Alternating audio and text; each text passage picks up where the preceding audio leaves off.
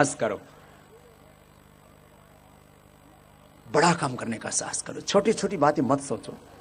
आदे कलाम साहब एक बात कहते हैं, और ये बात मैं बहुत अरसे से कहता आया हूं, छोटे उद्देश्य के लिए जिंदगी को जीना ये जीवन का अपमान है। छोटी छोटी बातों के लिए जीते हो। मैं भी यदि छोटा सोचता तो आज गांव में हल चला रहा होता। मैं हल चलाना जानता हूं, अभी भी मैंने बैल का भी हल चलाया, ऊंट का भी चलाया है।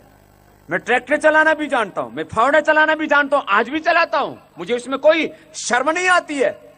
मैंने गाय भैंस का गोबर भी उठाया है और सिर से उठाया है, तसला में भर भर के 10-10, 15-15 किलो।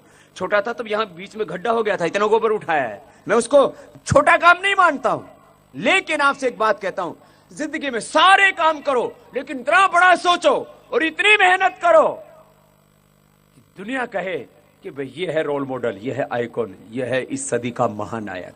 ऐसा बन सकते हो, और ऐसा बनने के लिए आपके माता पिता ने एनएस गोयल स्कूल में बच्चों को भेजा है।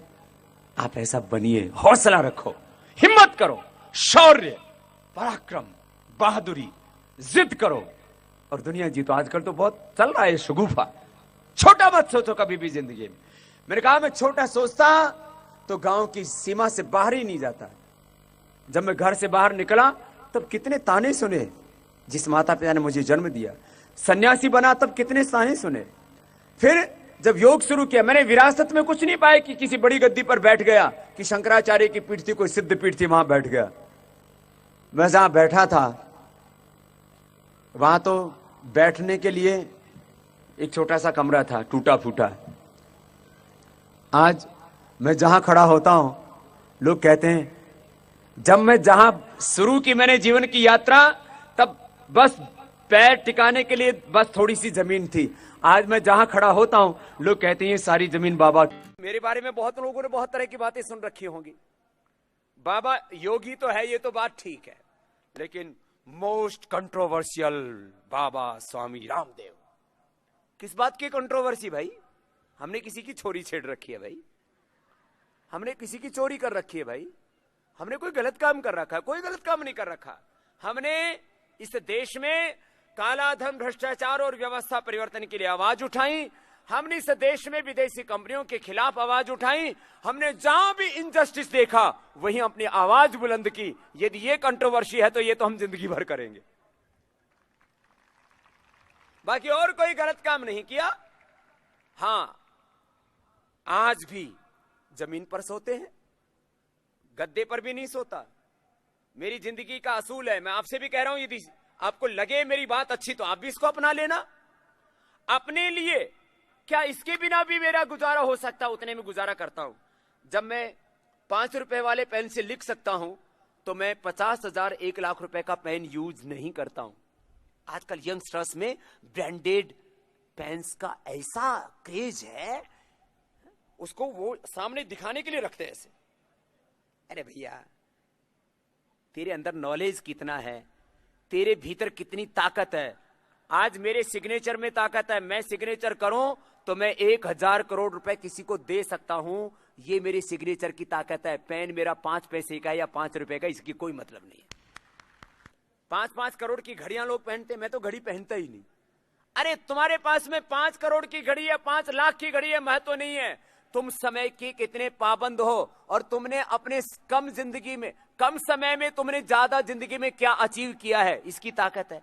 क्या ब्रांडेड घड़ी खरीदने की जरूरत है? ये सब चोचले हैं। अरे बाप की कमाई से कभी भी घड़ी खरीदते हो तुम्हें लानत है। बाप की कमाई से तुम गाड़ी खरीदते हो, ये तुम्हारी शोहरत नहीं है। पहली बात तो यह है कि बाप की कमाई पर मौज मस्ती नहीं करना। ज्यादा कमाई करो तो उससे भी मौज मस्ती नहीं करना, किसी गरीब की सेवा कर देना, उससे तुम्हें जिंदगी में बहुत खुशियां मिलेगी। पतंजलि योगपीठ जिस धरातल पर खड़ा है, हम सामाजिक, धार्मिक, आर्थिक, राजनीतिक, वैज्ञानिक चुनौतियों को फेस कर रहे हैं। और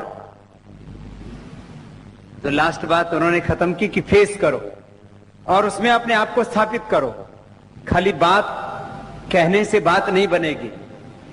आपको करके दिखाना पड़ेगा। लोग कहते थे स्वदेशी की बातें पुरानी हो चुकी हैं।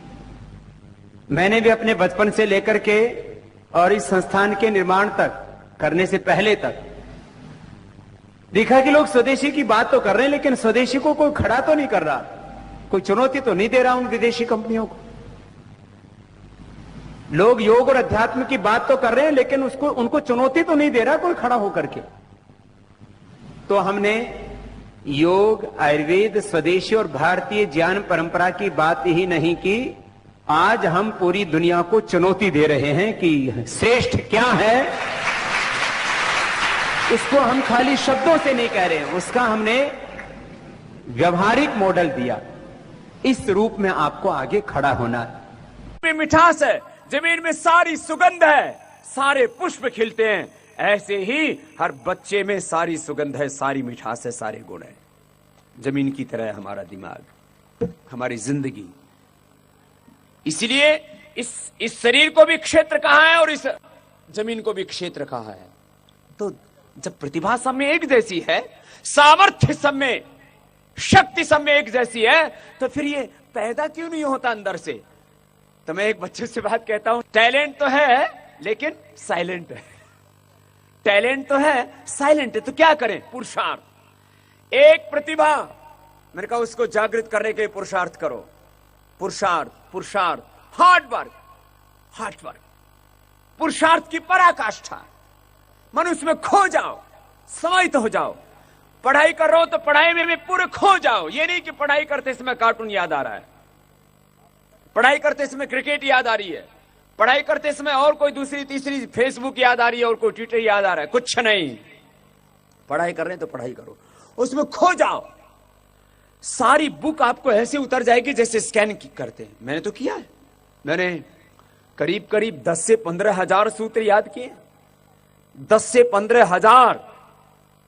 और एक बार तो एक मन में ऐसा हो गया कि मुझे बहुत जल्दी याद करना है, तो मैंने 2000 वर्ब्स होती हैं संस्कृत में, वो 2000 धातुएं शायद 10 या 14 दिन में याद किए मैंने। आप कीजिए, उसमें खो जाइए तो सारा स्कैन होता चला जाएगा।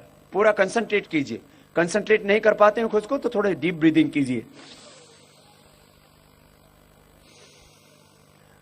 ऑक्सीजन से ब्रेन सेल्स एक्टिवेट हो जाते हैं, कंसंट्रेशन हो जाता है। पुरुषार्थ, उसमें खो जाओ, स्कैन हो जाएगी पूरी बुक, इंग्लिश की, मैथमेटिक्स की, फिजिक्स की, केमिस्ट्री की, सारे विज्ञान आपको भीतर से ही है।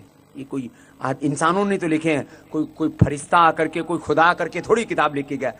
आप लोग, अरे वो आदमी भी तो थे जिन्होंने साइंस की, मैथमेटिक्स की, फिजिक्स की ये सारी किताबें लिखी। अरे जब आदमी किताब लिख सकता है तो हम क्या पढ़ भी नहीं सकते?